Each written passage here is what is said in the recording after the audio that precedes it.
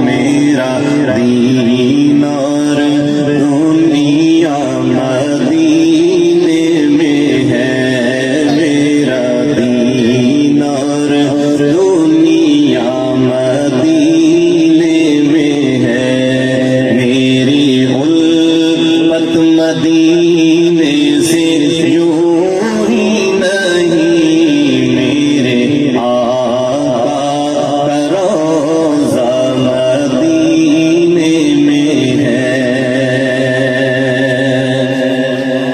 اور عرش اعظم پہ جس کی بڑی شان ہے روضہ مصطفیٰ جس کی پہچان ہے روضہ مصطفیٰ جس کی پہچان ہے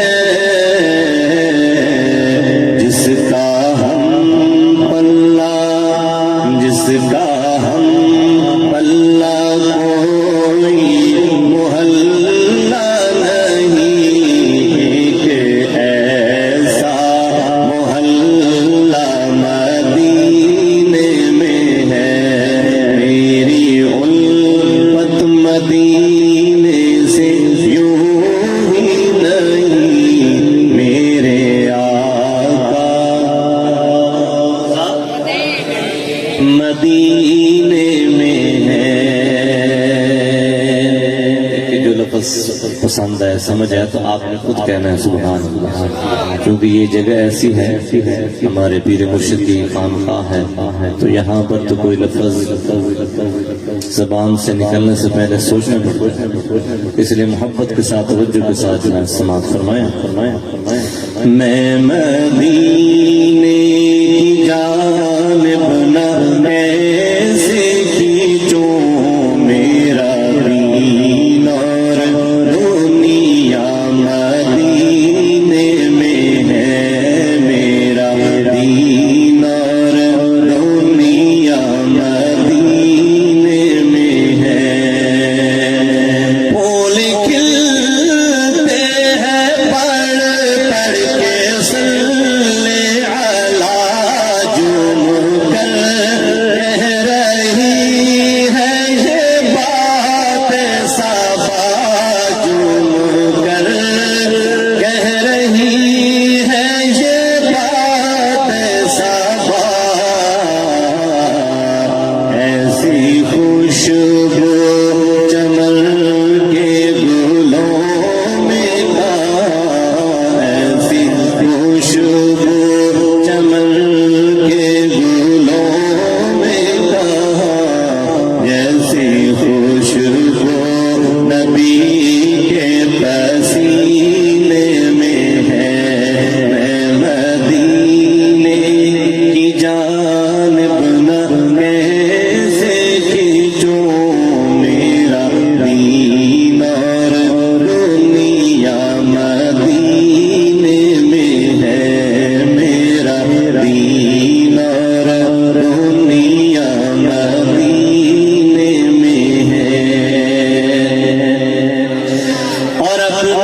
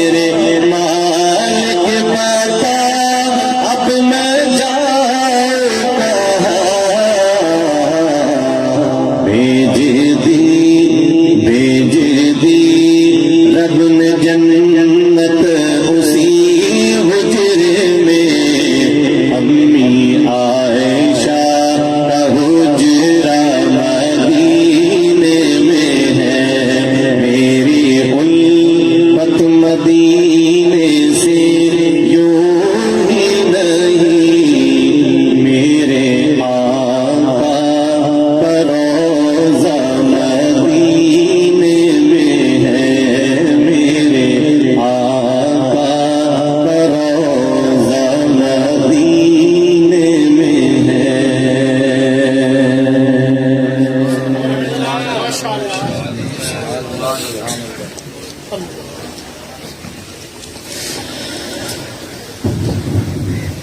بڑا یاد آ رہا ہے بڑا یاد آ رہا ہے سرکار کا مدینہ بڑا یاد آ رہا ہے بڑا یاد آ رہا ہے سرکار کا مدینہ شافع اشر شاہ شافع اشر شاہ ابرار کا مدینہ بڑا یاد آ رہا ہے بڑا یاد آ رہا ہے نقش گلاب ڈل کے نورانی خواب ڈل کے نقش گلاب بن کے نورانی خواب بن کے دل میں سما رہا ہے دل میں سما رہا ہے سرکار کا مدینہ بڑا یاد آ رہا ہے بڑا یاد آ رہا ہے اور شعر سنیے گا نسبت جو مل گئی ہے خاتم نبی سے اس پر نسبت جو مل گئی ہے خاتم نبی سے اس پر بڑا مسکرا رہا ہے بڑا مسکرا رہا ہے سرکار کا مدینہ بڑا یاد آ رہا ہے بڑا یاد آ رہا ہے اور جنہیں دیکھ کر ستارے ہیں بنے صحابہ سارے جنہیں دیکھ کر ستارے ہیں بنے صحابہ سارے انہیں دیکھتا رہا ہے انہیں دیکھتا رہا ہے سرکار کا مدینہ بڑا یاد آ رہا ہے بڑا یاد آ رہا ہے دہلیز دل پہ دستک یادوں کی دیکھ ایسے ہمارے پیر مرشد یہ شعر بڑا توجہ سے سنتے ہیں تو آپ سے بھی گزارش ہے توجہ سے سماعت فرمائیں آنے جانے والے کی طرف نہ دیکھیے کیونکہ حضرت جی فرماتے ہیں کہ جو سنتا ہے اس کو ایک تو سمجھ آتی ہے اور جو توجہ سے سنتا ہے فرمایا کہ یہ اس کا جو نور ہے وہ اس کے سینے کے اندر اترتا ہے دہلیز دل پہ دستک یادوں کی دیکھ ایسے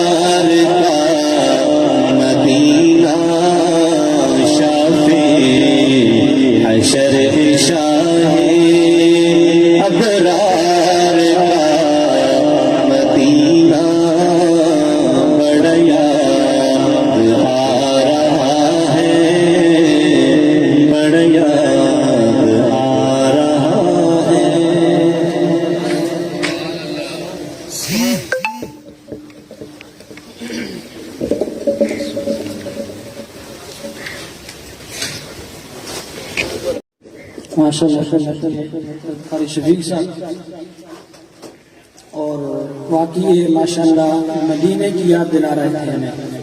اگر ہم توجہ سے سماعت فرمائیں تو واقعی ہم ایسے لگے گا جیسے مدینہ کی گلیوں میں اور وہاں پہ ہم نصیب ہو رہا ہے. بیانات کا سلسلہ شروع ہونے لگا ہے تو ساتھیوں سے گزارش یہ ہے کہ میرے خیال میں آگے پیچھے دیکھنا جو ہے کوئی ضروری نہیں ہے. آپ تشریف لائے ہیں، وقت نکالا ہے اور محنت کی ہے، یہاں تک آئے ہیں، اور ایک ایک لمحہ یہاں پہ اللہ کی وہ خصوصی انوارات اور رحمت اور برکتیں کا نزول ہو رہا ہے.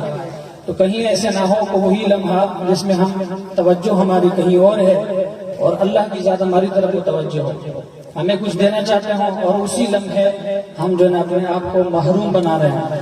تو محرومی سے بچے، توجہ سے سماعت فرمائیں اور انشاءاللہ بڑا فائدہ ہوگا. میں دعوت دیتا ہوں حضرت مولانا محمد منشا صاحب کو. حضرت مولانا محمد منشا صاحب اور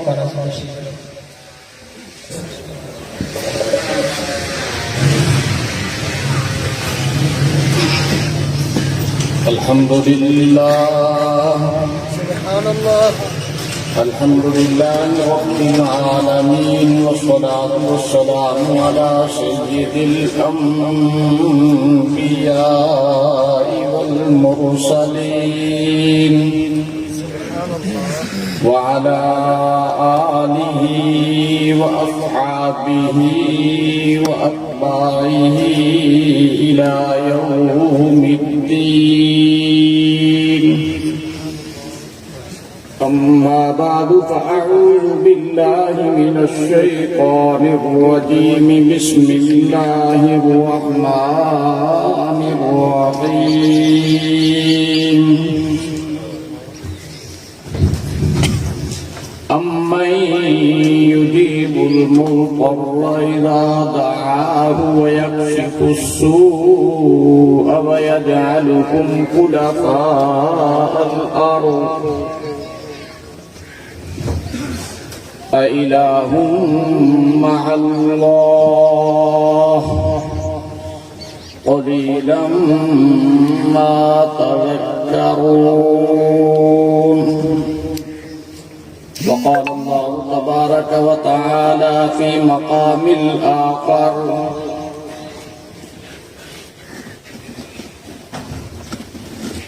إن الله مع الصابرين. صدق الله وصدق رسوله النبي الكريم. اللهم صل على سيدنا ومولانا محمد في أفضل كلامنا،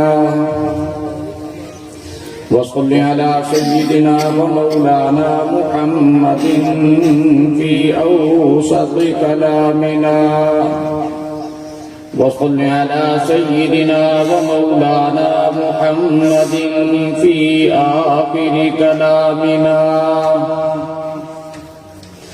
اللهم صل على جسد محمد في الأجساد، وصل على روح محمد في الأرواح، وصل على روضة محمد في الرياض، وصل على بلد محمد في البلاد. سبحانك لا علم لنا إلا ما علمتنا إنك أنت العليم الحكيم.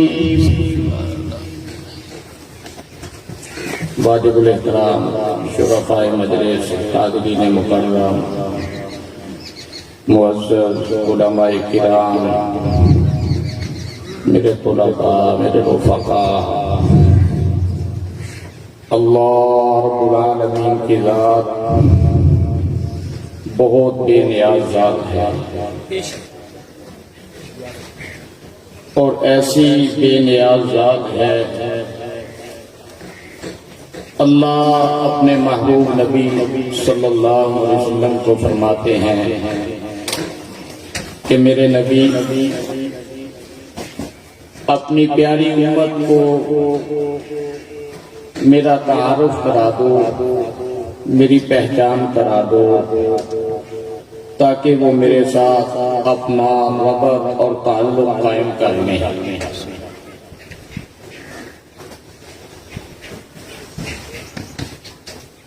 اللہ فرماتے ہیں قل هو اللہ احد، میرے نبی آپ فرما دیجئے کہ اللہ ایک ہے، اللہ الصمد، اللہ بے نیاز، لم یلد ولم یولد، نہ اللہ کا ماں باپ ہے نہ اللہ کی اولاد ہے، وَلَمْ يَكُنْ لَهُ كُفُوًا أَحَدٌ، اور نہ اللہ کا کوئی ہمسر ہے نہ اللہ کے برابر کا کوئی شریک ہے۔ اللہ رب العالمین کے ساتھ جتنا تعلق آدمی کا مضبوط ہوگا اتنی ہی اللہ رب العالمین کی معرفت، اللہ کی مدد، اللہ کی نصرت شامل حال ہوگی۔ اللہ پاک ہم سے دور نہیں ہے، ہم اللہ رب العالمین سے دور ہیں۔ اللہ کی ذات تو اتنی مہربان ذات ہے، اتنی شفیق ذات ہے، اتنی کریم ذات ہے۔ اللہ فرماتے ہیں میرے بندے تو مجھے ایک دفعہ پکار،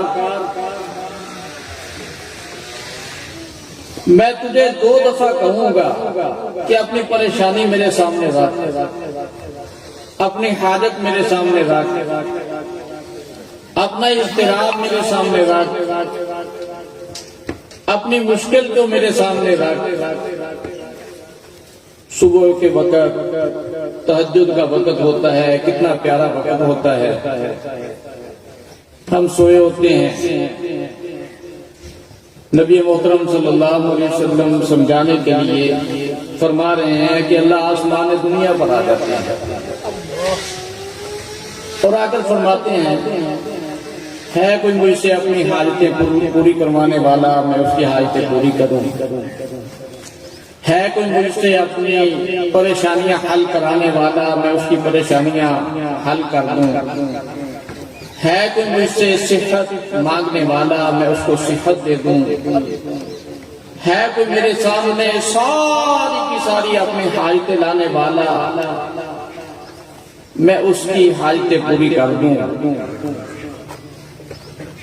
بندے کے مانگنے میں تو کمی ہو سکتی ہے، دیر ہو سکتی ہے، اللہ کی عطا میں دیر نہیں ہو سکتی۔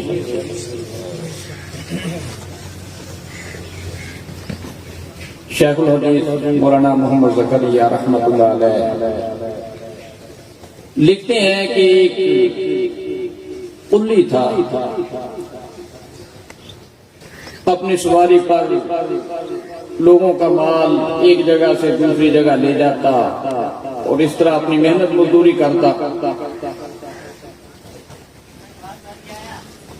ایک دفعہ جو ہے وہ اپنی سواری لے کر بیٹھا ہوا ہے، ایک سوار اس کے سامنے آیا، ایک آدمی آیا، کہتا حضرت میں پاؤں چل سکتا ہوتا تو تیرے ساتھ چلتا، پاؤں چلنے کی ہمت طاقت نہیں ہے، مجھے فلاں جگہ پہنچا دو، میں آپ کو اجرت دے دوں گا، مزدوری دے دوں گا۔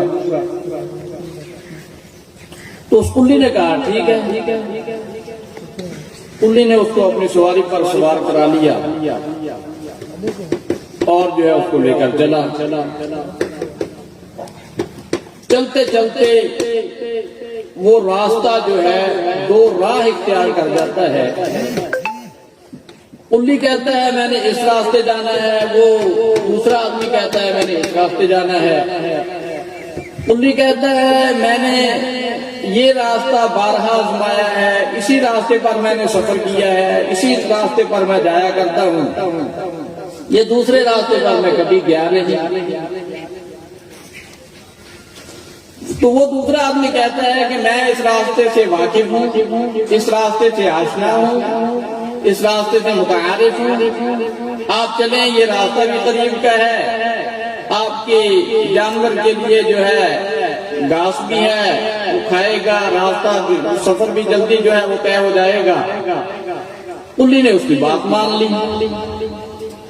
جب اس کی بات مان لی تو اسی راستے پر چل پڑا اس کو لے کر۔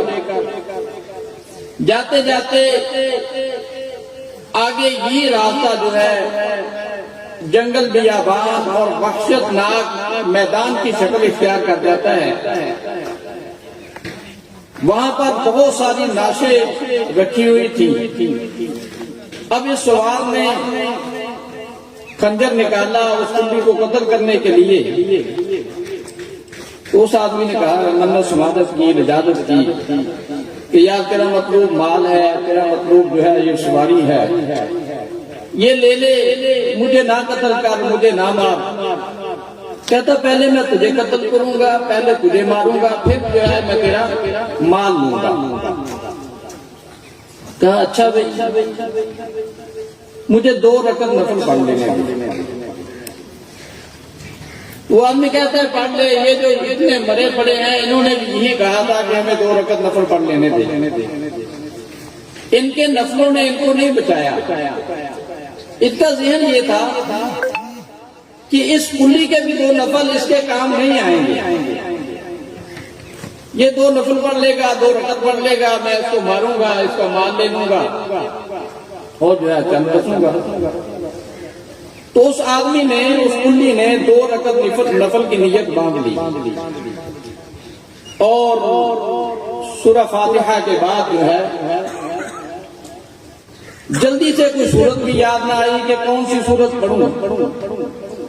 اچانک زبان پر 20ویں پارے کی آیت جاری ہو جاتی ہے، امن یجیب المضطر اذا دعاه ویکشف السوء ویجعلکم خلفاء الارض۔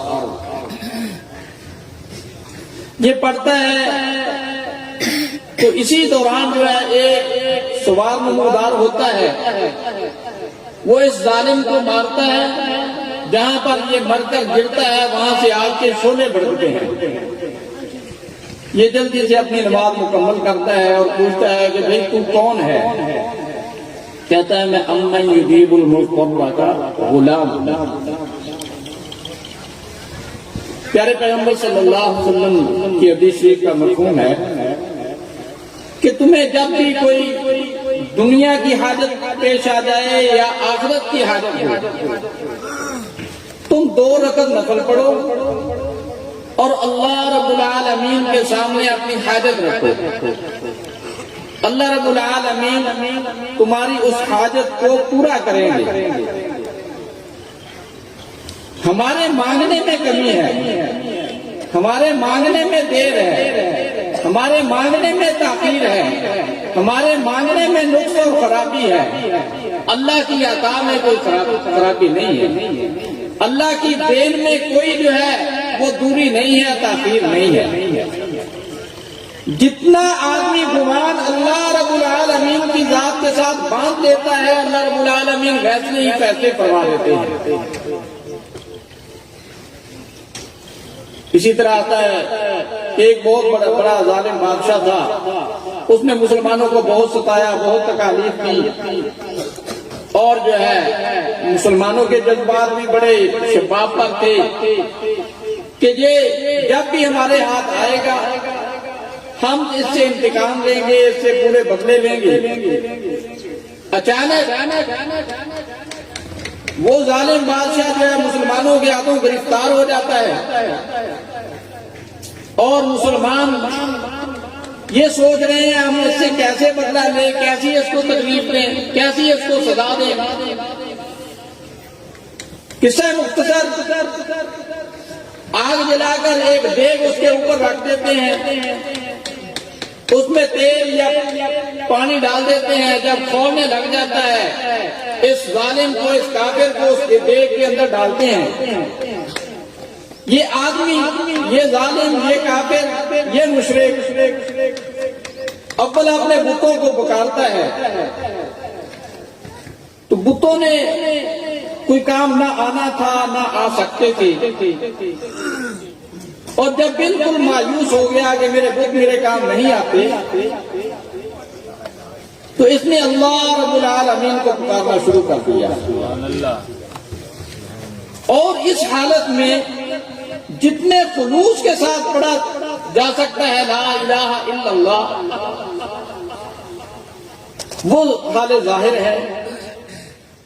تو اس نے لا الہ الا اللہ کہنا شروع کر دیا، اللہ کی وحدانیت کو مان لیا، رب العالمین کی ربوبیت کو مان لیا، اللہ رب العالمین کی رحمت کو جوش آ جاتا ہے۔ اللہ رب العالمین نے تیز ہوا بھیجی، اور جو ہے وہ ہوا آئی، اس دیگ کو اٹھا کر جو ہے دوسری جگہ لے گئی، اوپر سے پانی برسا دیا، می برسا دیا، بارش برسا دی، وہ آگ بھی بجھ گئی، دیگ بھی ٹھنڈی ہو گئی، اور دیگ جو ہے وہ دوسری جگہ جا کر گرتی ہے جہاں پر سارے ہی ظالم کافر مشرک تھے۔ وہ عجوبہ دیکھ کر جو ہے وہ اکٹھے ہو جاتے ہیں، یہ کیسا عجوبہ ہے، یہ کیسا منظر ہے کہ ایک آسمان سے خلا سے جو ہے ایک دیگ اٹھتی ہوئی نیچے کی طرف آ رہی ہے۔ ہم یہ منظر دیکھتے ہیں، جب قریب آئے تو اس دیگ سے لا الہ الا اللہ کی آواز آ رہی تھی۔ تو میں نے عرض کیا کہ ہم اللہ رب العالمین سے مانگنے میں سستی کرتے ہیں، اللہ رب العالمین کی عطا بہت بڑی عطا ہے۔ تو اللہ رب العالمین نے یہ عجوبہ دکھایا، یہ اپنی قدرت دکھائی، اور اس نے اپنی ساری کی ساری سرگزشت سنائی۔ ساری کی ساری بستی کافروں کی تھی، انہوں نے کلمہ پڑھ لیا لا الہ الا اللہ محمد الرسول اللہ۔ تو جیسا آدمی اللہ رب العالمین کے ساتھ گمان کرتا ہے، جیسا یقین باندھ لیتا ہے، ویسے ہی اللہ رب العالمین اس کے ساتھ جو ہے فیصلے فرما دیتے ہیں۔ ضرورت ہے کہ اللہ رب العالمین کے ساتھ ہم اپنا تعلق بنا لیں، اللہ رب العالمین کے ساتھ ہم اپنا رشتہ قائم کر لیں، اللہ رب العالمین کے ہم جو ہے سرپرستی میں آ جائیں۔ جب اللہ رب العالمین کی سرپرستی میں آ جائیں گے، ہماری دنیا بھی بن جائے گی، آخرت بھی بن جائے گی۔ ضرورت اس بات کی ہے کہ ہم غیر اللہ کو اپنے دلوں سے نکال دیں۔ اللہ رب العالمین کا یقین، اللہ رب العالمین کی محبت، یہ پوری کی پوری دل میں سما جائے۔ کتنی قرآن پاک کی آیات، احادیث مبارکہ، علماء صلحاء کے اقوال اس بات کی دلیل ہے کہ اللہ رب العالمین اپنے بندے کی مدد اور نصرت کرنے پر جو ہے وہ جلدی کرتے ہیں، بندہ مانگنے میں دیر کرتا ہے۔ اور جتنا ہم اللہ رب العالمین کا ذکر کریں گے، جتنا اللہ رب العالمین کو پکاریں گے، اتنی ہی زیادہ اللہ رب العالمین کی مدد اور نصرت آئے گی۔ دنیا میں اللہ رب العالمین کا جتنا ذکر ہوگا، جتنی طاعات ہوگی، جتنی عبادات ہوگی، جتنے ذکر و اذکار ہوں گے، ان پر جو ہے وہ اجر ہے۔ مرنے کے بعد ہم کہہ لیں کہ ہم اپنی قبروں میں ذکر اذکار کرتے رہیں، اللہ مرحمت فرما دیتے ہیں۔ قبر میں آدمی طاعات تو کر سکتا ہے، لیکن اس پر اجر نہیں ہے۔ لاہور میانی شریف قبرستان کا واقعہ ہے کہ ایک آدمی جو ہے وہ میانی شریف قبرستان سے گزر رہا تھا، اس نے قبر سے قرآن پاک کی تلاوت کی آواز سنی، اور قرآن پاک کی تلاوت کی آواز سن رہا ہے اور کہہ رہا ہے واہ بھی کتنا بڑا اللہ کا ولی ہوگا یہ جس کی قبر سے اللہ کے قرآن پڑھنے کی آواز آ رہی ہے. کتنا بڑا اللہ کا ولی ہوگا. تو اس نے تلاوت سن کر کہا سبحان اللہ. دوسری آواز آئی قبر سے مجھے 35 سال ہو گئے میں قبر میں جو ہے اللہ کا قرآن پڑھ رہا ہوں, اللہ کے قرآن کی تلاوت کر رہا ہوں, لیکن تیرا دنیا میں جو ایک سبحان اللہ کہنا ہے اس ایک سبحان اللہ کی قیمت میری 35 سال کی تلاوت سے زیادہ ہے. سبحان اللہ. اور اللہ والوں کے ساتھ اپنا تعلق قائم کرنا, صحبت قرآن صالح قرآن کہ نیک آدمیوں کی صحبت ہمیں جو ہے وہ نیک بنائے گی. جب آدمی نیک آدمی کی مجلس میں جائے گا, نیک آدمی کے پاس رہے گا, اللہ والوں کے پاس جائے گا تو اللہ والوں کا رنگ چڑھے گا. قرآن پاک کی آیات, احادیث مبارکہ, علماء کرام کے اقوال, یہ سارے کے سارے ایک نور ہیں. اور جب اللہ والے اپنا وعظ فرماتے ہیں, بیان فرماتے ہیں, وہ نور جو ہے ہمارے دل کی طرف جو ہے منتقل ہوتا ہے, اور اس نور کی برکت سے ہمیں نیک اعمال کرنے کا داعیہ پیدا ہوتا ہے. اور اللہ والوں کی شان پیارے پیغمبر صلی اللہ علیہ وسلم نے بیان فرمائی. آپ اسلام نے فرمایا 5 من العبادہ.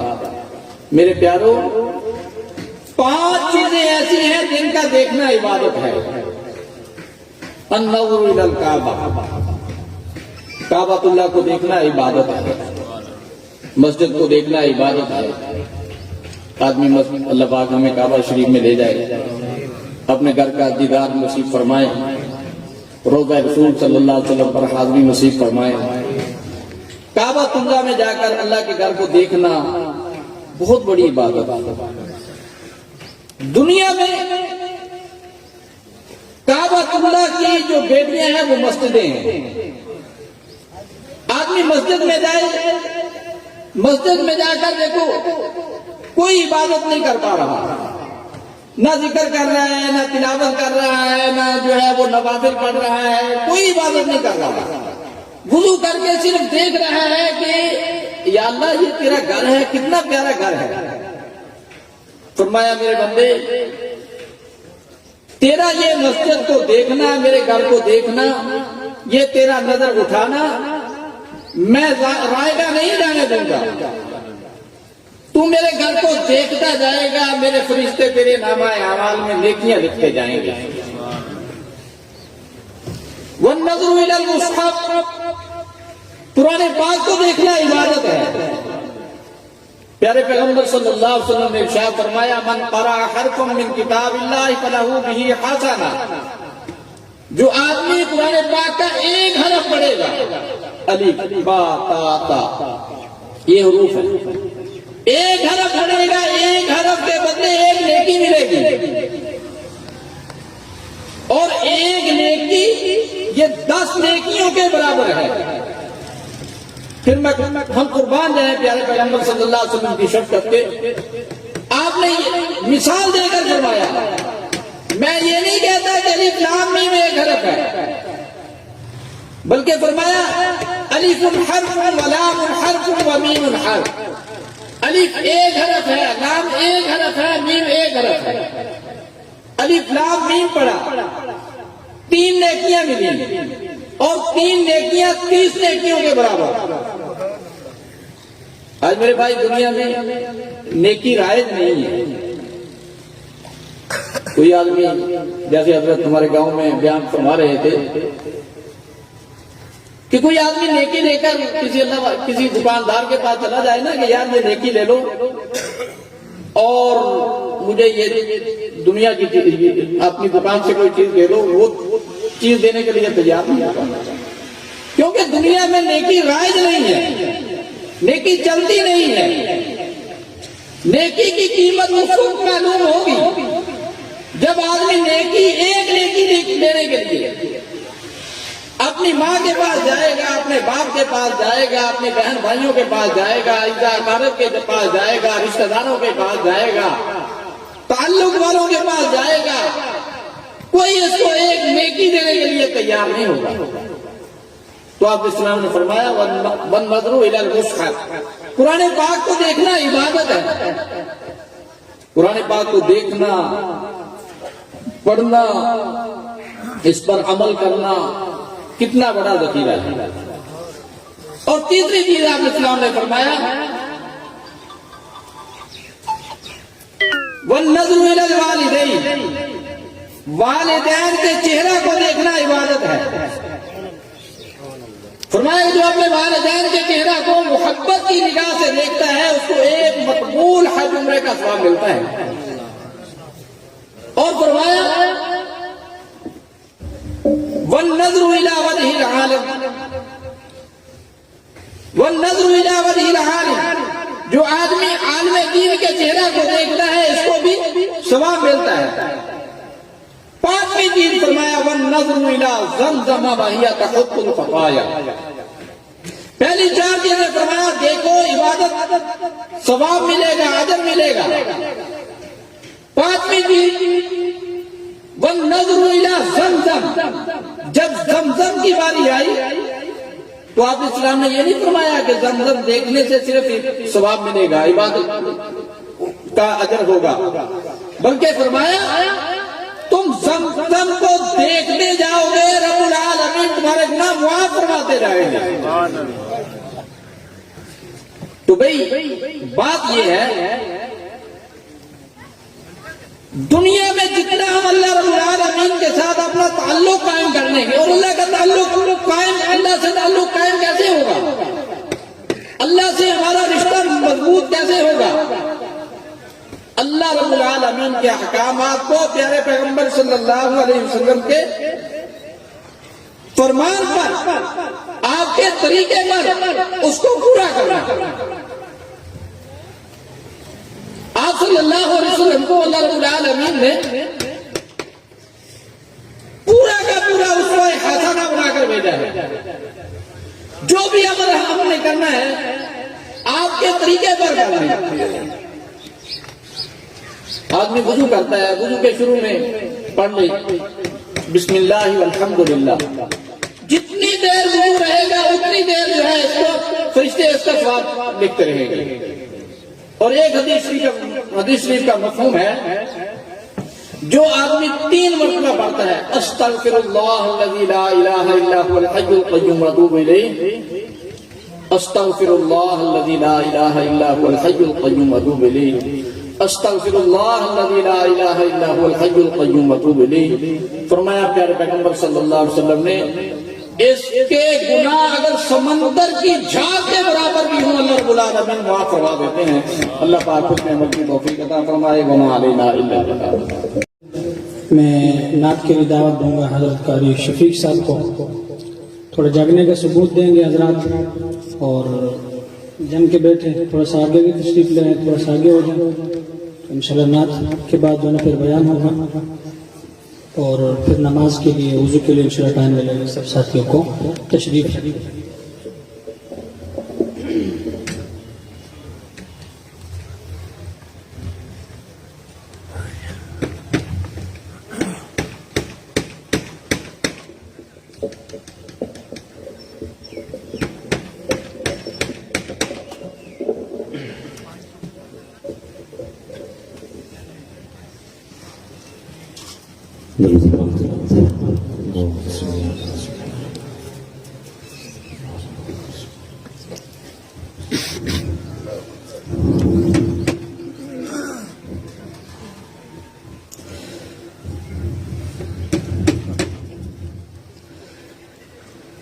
آقائے دو جہاں بحر رحمت روا،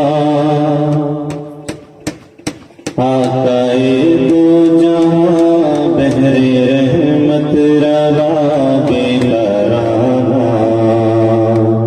ایک نگاہ کرم مہربانا، ایک نگاہ کرم مہربانا، نام لیوا مسلمان تیرے، بھول بیٹھے ہیں فرمان تیرے، نام لیوا مسلمان تیرے، بھول بیٹھے ہیں فرمان تیرے، راہ سے ہٹ گئے فرقوں میں بٹ گئے، راہ سے ہٹ گئے فرقوں میں بٹ گئے، شاخسانہ ایک نگاہ کرم مہربانا، ایک نگاہ کرم مہربانا، جب سے دامان ہاتھوں سے چھوٹا، تیری ملت کو غیروں نے لوٹا، جب سے دامان ہاتھوں سے چھوٹا، تیری ملت کو غیروں نے لوٹا، ہر طرف قوم ہے ظلم مجنون ہے، ہر طرف قوم ہے ظلم مجنون ہے، وحشیانہ ایک نگاہ کرم مہربانا، ایک نگاہ کرم مہربانا، رونقیں ہیں زمین و زمن میں، تیرے دم سے بہار چمن میں، رونقیں ہیں زمین و زمن میں، تیرے دم سے بہار چمن میں، گل میں خوشبو تیری فصل گل ہو تیری، گل میں خوشبو تیری فصل گل ہو تیری، جاویدانہ ایک نگاہ کرم مہربانا، ایک نگاہ کرم مہربانا، ہے متائے عمل شرم ساری، کچھ بچا ہے تو نسبت تمہاری، ہے متائے عمل شرم ساری، کچھ بچا ہے تو نسبت تمہاری، کچھ بچا ہے تو نسبت تمہاری، اپنے افضال کو غم سے بے حال کو، اپنے احسان کو غم سے بے حال کو مت رلانا، ایک نگاہ کرم مہربانا، ایک نگاہ کرم مہربانا، آقائے دو جہاں بحر رحمت روا، آقائے دو جہاں بحر رحمت روا، بے قرارا ایک نگاہ کرم مہربانا، ایک نگاہ کرم مہربانا۔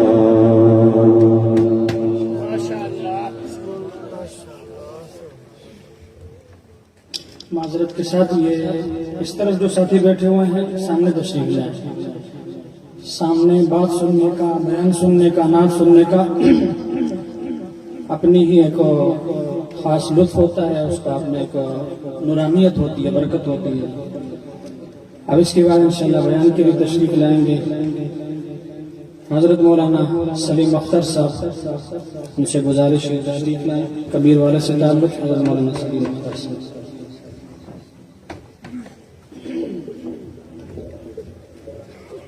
موٹر سائیکل والے ساتھی موٹر سائیکل باہر کھڑی کر لیں اور ساتھی تھوڑا سا آگے ہو جائے.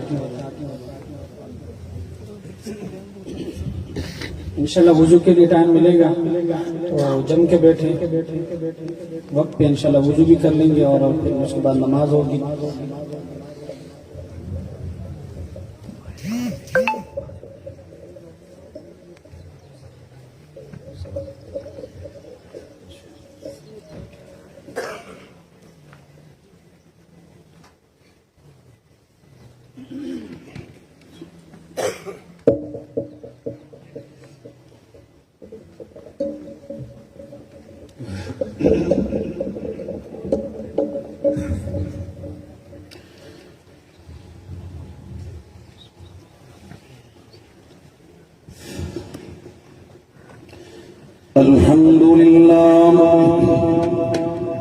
الحمد لله المنعم المحسن الديان ذي الفضل والجود والإحسان والكرم والمغفرة والامتنان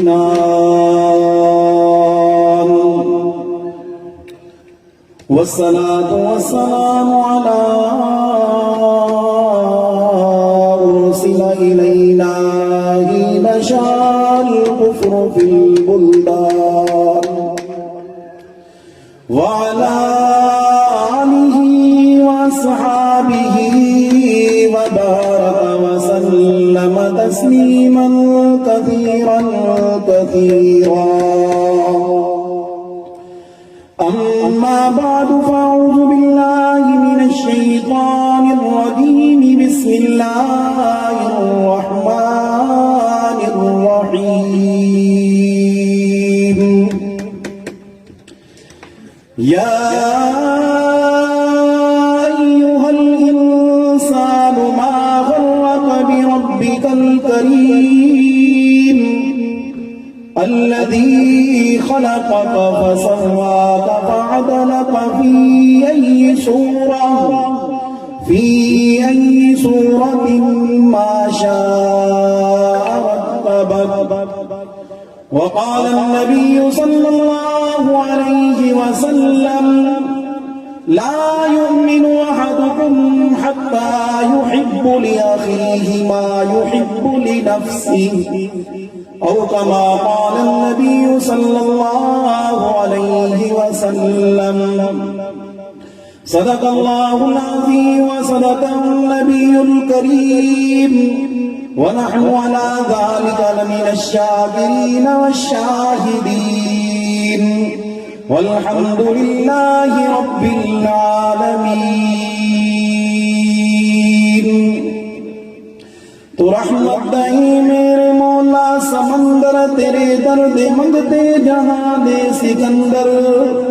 نہ گھر تیرا مسجد نہ گھر تیرا مندر تو وسطائے مومن دے سینے دے اندر. تو مولا علیم بذات الصدور کئی شے نہ تیری نگاہ کو دور ہے. میرے جرم اتنے جتنے نوالے تیری مڑوی رحمت تیرا ہی کمالے. اللهم صل على محمد وعلى آل محمد كما صليت على إبراهيم وعلى آل إبراهيم إنك حميد مجيد.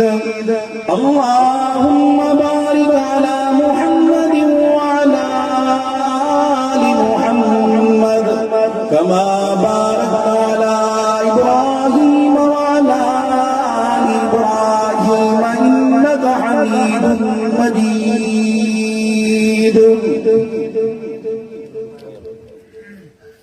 واجب الاحترام السامعین حضرات،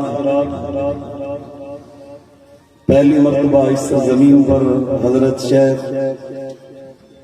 مولانا عبد الرحمن نقشبندی دامت برکاتہ العالیہ کے دعوت نامے پر حاضری ہوئی ہے. ان اکابرین کے سامنے بولنا ہم طالب علموں کا کام نہیں ہے. بہرحال ان کے حکم کا احترام کرتے ہوئے دو چار باتیں آپ سے عرض کرتی ہوں. انسان اس دنیا کے اندر رہ روی اور جاہلیت کا شکار کیوں ہوتا ہے؟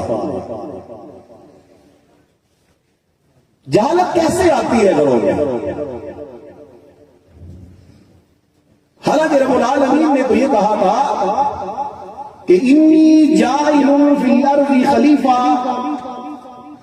لوگوں میں زمین میں اپنا نائب بنا رہا ہوں۔ جو خدا کا نائب بن کر زمین پر آ رہا ہو اور وہ جہالت کا شکار ہو، یہ کیسے ہو سکتا ہے؟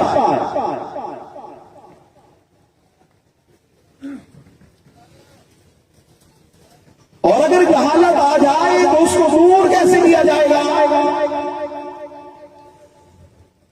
ایک مثال دیتا ہوں۔ ایک بندے نے آپ کے سینگر میں گندگی کا ٹوکرا آ کر پھینک دیا، پورے گھر میں گندگی کا بدبو کا سما ہو گیا۔ اب اگر وہ گندگی پڑی رہے گی تو بدبو پورے گھر کو تہس نہس کر کے رکھ دے گی، اور اگر اس گندگی کو اٹھا کر پھینک دیا جائے گا، صفائی کر دی جائے گی، جھاڑو لگا دی جائے گی، ایک آدمی صفائی کر دے گھر کی، پورا گھر کا ماحول صاف ہو جائے گا نہیں ہوگا؟ بولے صاف ہوگا نہیں ہوگا ماحول؟ پورے گھر کا ماحول صاف ہو جائے گا۔ دوسرا اٹھے اور اپنی عطر کی شیشی کھولے اور پورے گھر کے اندر چھڑکا کر دے، وہ گھر جس کے اندر دشمن نے آ کر گندگی ڈالی تھی اور بدبوئیں آ رہی تھی، دو آدمیوں نے اٹھ کر اس گھر کو سجا کے اس طرح خوشبودار کر دیا ہے، آنے والا کہتا ہے کہ تمہارے گھر سے خوشبو آ رہی ہے۔ اللہ تعالیٰ نے انسان کو خلیفہ بنایا، ساتھ ہدایت کے لیے قرآن مقدس بھی دیا ہے۔ سورہ رحمان میں رب العالمین فرماتی ہیں الرحمن علم القرآن خلق الانسان علمہ البیان۔ آیات کی ترتیب دیکھیں، الرحمن، رحمان ہی وہ ذات ہے، علم القرآن، جس نے انسان کو قرآن سکھایا ہے، خلق الانسان، اس نے انسان کو پیدا کیا۔ یہاں سے ایک بات سمجھنے کی ہے، غور کریں۔ انسان کو پیدا کرنے کا ذکر ان آیات میں بعد میں ہے، قرآن کی تعلیم کا ذکر پہلے دیا گیا ہے۔ ایسے آئیے نہیں لفظوں میں، جس قوم کے اندر قرآن مقدس کی تعلیم ہوگی وہ قوم جاہلیت کا شکار نہیں ہو سکتی۔ جس قوم کے اندر دنیا کی ساری کتابیں آتی ہیں، انگلش، اردو، سائنس، کیمسٹری، ساری کتابیں میرے بچے کو یاد ہے، ایک یاد نہیں تو قرآن مجید یاد نہیں ہے، تو پھر جہالت آئے گی تو کیا آئے گا؟ جہالت نہیں تو آنا ہے۔ قرآن مقدس کا علم تمہیں اللہ کا نائب بناتا ہے، اور دنیا کی تعلیم تمہیں ساری کی ساری ذلیل و خوار کرتی ہے۔ ایک ہسٹری میں پڑھ رہا تھا، اس میں انہوں نے وعدہ لکھا ہے کہ قومیں کیسے ذلیل و خوار ہوتی ہیں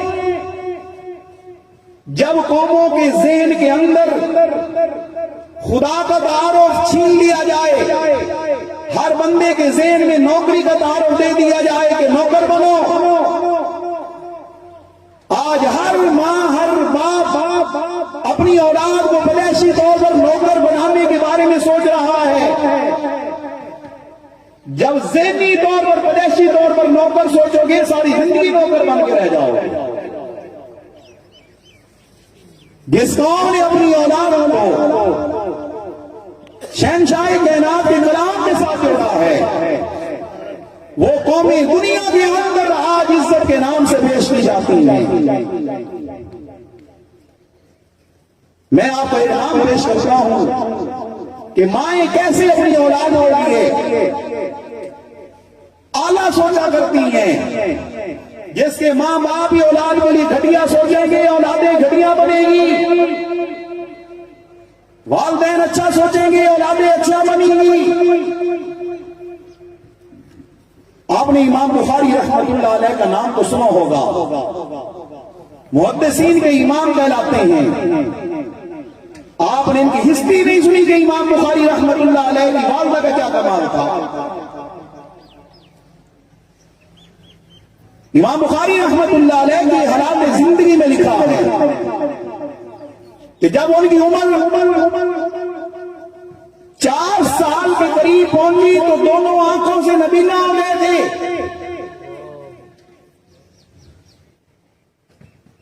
अब हमारे डॉक्टर से पूछा जाए जो नबीना हो जाए उससे क्या इलाज है, फौरन कहेंगे ऑपरेशन कर दो, ये कर दो, वो कर दो। जहां दुनिया के असबाब काम करना छोड़ जाती हैं, वहां अल्लाह की कुदरत काम कर देती है। हर किसी से राब्ता रखता है इंसान, सिर्फ खुदा को छोड़ देता है। इमाम बुखारी रहमतुल्लाह अलैह की वालिदा ने अपने रब से राब्ता मजबूत रखा और दुआओं में उठकर कहती थी, जैसे इस दौर में एक भूत सवार है हर इंसान के सर पर, मैंने बेटे को मेडिकल कराना है, मेरा बेटा ऑफिसर बनेगा, मेरा बेटा नौकरी लगेगा, मेरा बेटा जॉब करेगा, इंजीनियर बनेगा। ये हर माँ बाप के ज़हन में खुमारी है और गुलामी की जिंदगी में जकड़ने का खुमार चढ़ा हुआ है। लेकिन इमाम बुखारी के दौर में यह नहीं था। उस दौर की माँ ये मन्नत मानती थी, अल्लाह मुझे बेटा दे, मैं उसको मुहद्दिस बनाऊंगी, मैं उसको मुफस्सिर कुरान बनाऊंगी, मैं उसको आलिम कायनात बनाऊंगी, मेरा बेटा दुनिया के कोने कोने में इल्म दीन लेकर जाएगा। इमाम बुखारी रहमतुल्लाह अलैह की वालिदा के बारे में लिखा है, जब दोनों आंखों से नबीना हुए, मां ने मुसल्ला रसूल संभाल ली और दिन रात नमाज में खड़ी है, रो रही है, या अल्लाह मैंने बेटे को मुहद्दिस बनाना है, मैंने बेटे को आलिम बनाना है।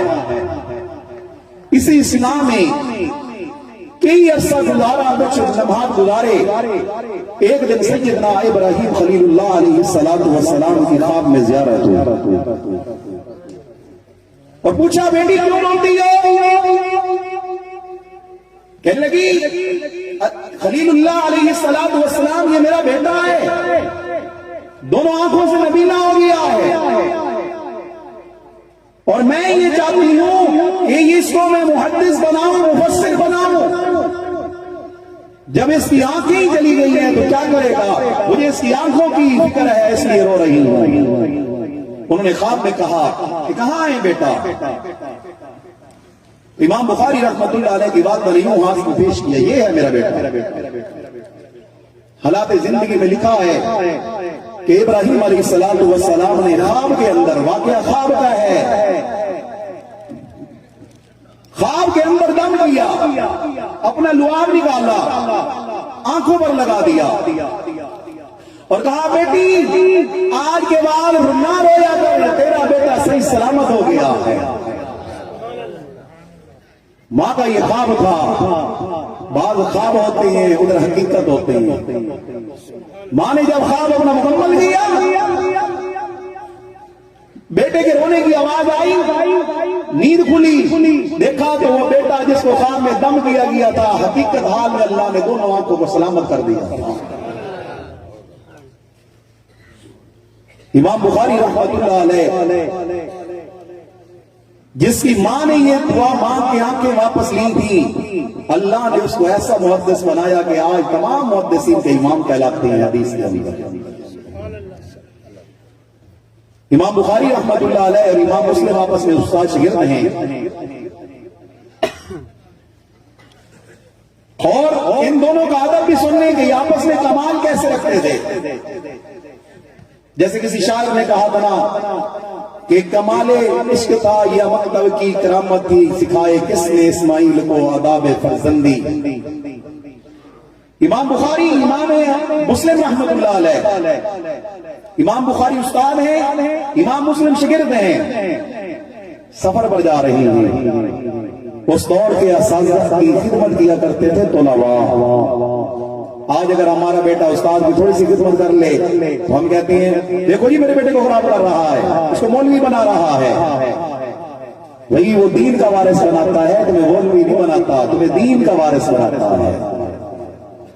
سفر کر رہے تھے، راج باغ چل رہا تھا، نماز کا ٹائم ہوا، دونوں وضو کرنے لگے۔ اب پانی سندھ کو جا رہا ہے، امام بخاری رحمت اللہ علیہ وضو کرنے کے لیے بیٹھی ہیں، امام مسلم رحمت اللہ علیہ اٹھ کر ادھر سے آ کر بیٹھے ہیں، پانی ادھر جا رہا ہے۔ امام بخاری رحمت اللہ علیہ پھر اٹھے، مسلم کے آگے آ کر بیٹھے، مسلم اٹھے پھر آگے جا کر بخاری کے آگے بیٹھے، 3 مرتبہ ایسا ہوا۔ راستے کے لوگ حیران ہیں کہ یہ دونوں مولوی کیا کر رہے ہیں، کرنا انہوں نے وضو ہے، ایک بیٹھتا ہے دوسرا اٹھ کے اس کے آگے آ جاتا ہے، وہ بیٹھتا ہے تو اس کے آگے آ جاتا ہے۔ 3 مرتبہ جب یہ عمل ہوا، امام بخاری آج تیسری مرتبہ آ کر بیٹھے تو مسلم اٹھنے لگا، کہا بیٹھ جاؤ۔ اب استاد کا حکم تھا، مسلم بیٹھ گئے، اور روڈ پر رش لگا ہوا تھا کہ یہ کون سی کھیل کھیلی جا رہی ہے، یہ ادب کا کھیل تھا، با ادب با نصیب، بے ادب بے نصیب کا کھیل تھا۔ انہوں نے پوچھا یہ کیا ہو رہا ہے، کون ہو؟ امام مسلم بولے یہ میرے استاد ہیں امام بخاری رحمت اللہ علیہ، میں ان کا شاگرد ہوں مسلم، اور میں نے نبی علیہ الصلوۃ والسلام کا فرمان سنا ہے کہ جب آدمی وضو کرتا ہے تو وضو کے ساتھ ساتھ آدمی کے گناہ دھل جاتے ہیں، تو میں یہ چاہتا تھا کہ استاد کے پانی کے ساتھ میں وضو کروں تو ان کے انوارات جو پانی میں آئیں گے میرے گناہوں کو بھی صاف کر کے لے جائیں گے۔ جب امام بخاری رحمت اللہ علیہ سے پوچھا گیا تو انہوں نے فرمایا میں نے بھی بڑے طلباء پڑھائے ہیں، پڑھنے والے بڑے بڑے میرے پاس آئے ہیں، لیکن مسلم جیسا شاگرد آج تک میرے پاس نہیں آیا۔ امام بخاری فرماتے ہیں میں نے کسی شاگرد کی روایت نہیں لی، میں نے امام مسلم کی روایات اپنی بخاری میں لکھی ہوئی ہے۔ تو مسلم جیسا شاگرد اگر اس کے پانی کے خطرات میرے وضو میں مل گئے تو میری خطائیں اور میرے گناہ سارے معاف ہو جائیں گے۔ یہ ادب تھا کہ اللہ نے دونوں کو شیخین بنا دیا تھا۔ جتنا بڑا ادب تھا اتنا بڑا کمال دین کے اندر حاصل کر دیا گیا۔ میں نے پہلی بات کی تھی کہ انسان کے گھر میں جہالت جب آ جائے تو